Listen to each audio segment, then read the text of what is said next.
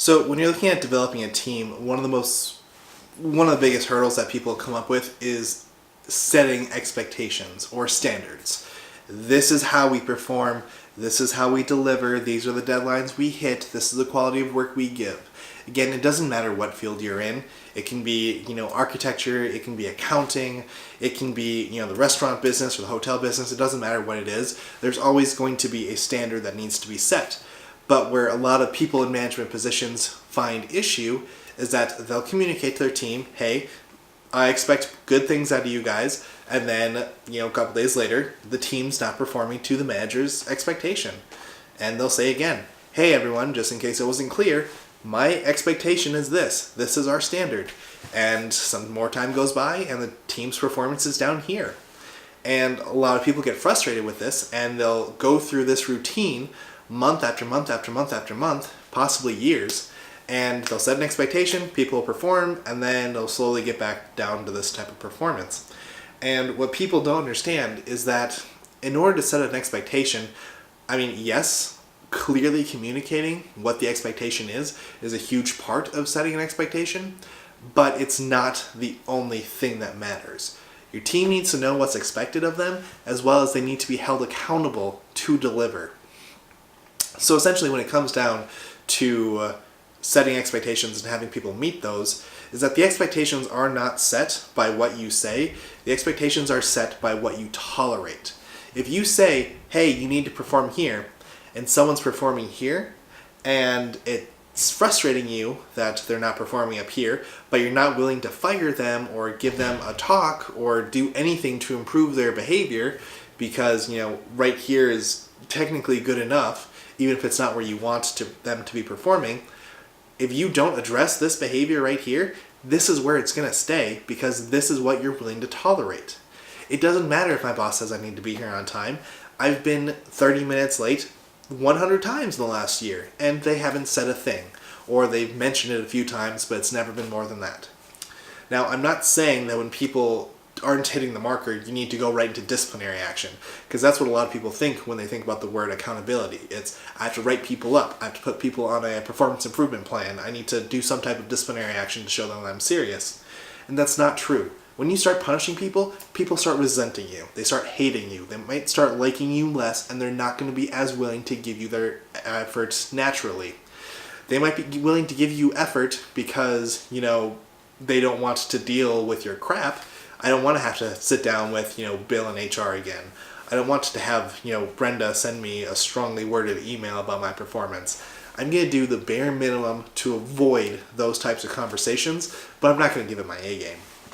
So when it comes to setting standards and to having people perform to those standards, yes, you need to communicate and then you need to hold people accountable. That means the second that someone does something that is not up to that standard, you need to address it with them. You might address it in a team setting, you might address it in a one-on-one setting. It doesn't matter how you address it, but you need to sit down with them and have this conversation of, hey, I have some feedback for you. Are you ready for it? Last week I said the standard was this, and today you did this. This is not acceptable anymore, and I'm not saying you're in trouble. I'm saying that this behavior needs to change. Now, you and I are on the same team, and I'm definitely not putting any of this on you because it's my responsibility and I'm the leader of the team, so it's on me and I own it. Now, what can you and I do to make sure that this behavior never happens again, and after this conversation, you're performing it here? You might have to put together a plan. You might have to educate them on things that they didn't know about. You might need to provide additional training. You might need to set them up with more support. You might need to let the entire team know, hey everyone, me and Ted over here are going to try to work to get to this standard. If you see us not doing it, make sure to call us out and hold us accountable because as a team, we're all responsible to each other. Hold everyone accountable, you as a leader included. I can't set an expectation here and then my performance is here because then everyone's going to know for damn sure that this is where the expectation is. Because at any point in time you can say, oh yeah, well you're doing this too, so why can't I? So that's what you need to know about expectations, is it's A, setting them, B, communicating, C, holding accountable. You need to let people know that you're not going to let things slide. When you let things slide, that's when your expectations start going down. Now again, holding accountable does not mean punishing people. It means talking with them, clearly identifying what the problem is, clearly identifying what the solution is, and then working together to get to that solution. Now, you might have people who are just not interested in giving their A game. They might just not be interested in giving their all for the team. They just might not give a shit about your company. Everyone fits in somewhere. Not everyone is going to fit in with you. Not everyone is going to be a good fit for your team. And by holding people accountable and supporting them, it becomes very, very clear who actually cares and who couldn't care less. And if you can look the rest of your team in the face and say, hey, I tried A, B, C, D, I gave my all to support this person and they just were not interested, they just didn't want to do it, they wanted to drag you as well as myself down, that is when you can make that decision of if there needs to be a personnel change. Because I can look my team in the face and say, hey, I talked with this person, we made 2 different plans, I held them accountable every single day, we were communicating every single day. The things that they were supposed to do were simple, and I made them even simpler, and they just chose not to do them, so they can't be a part of this team. Your team's going to understand that because your team has probably also been frustrated with this person who's not performing to the same set of standards that they are. They're saying, hey, we have to be on time, we have to give our A game. Why is this person being 30 minutes late, and why can they slack off when they're here?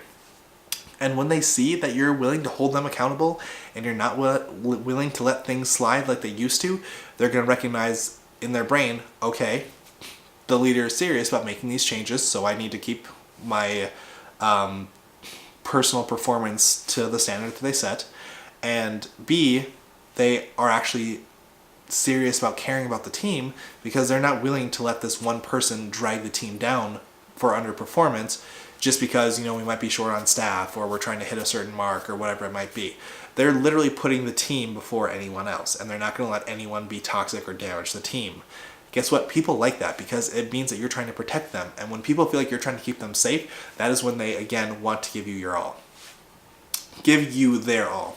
So if you want to set expectations, you need to communicate it. You need to make sure that you're holding people accountable to it as well.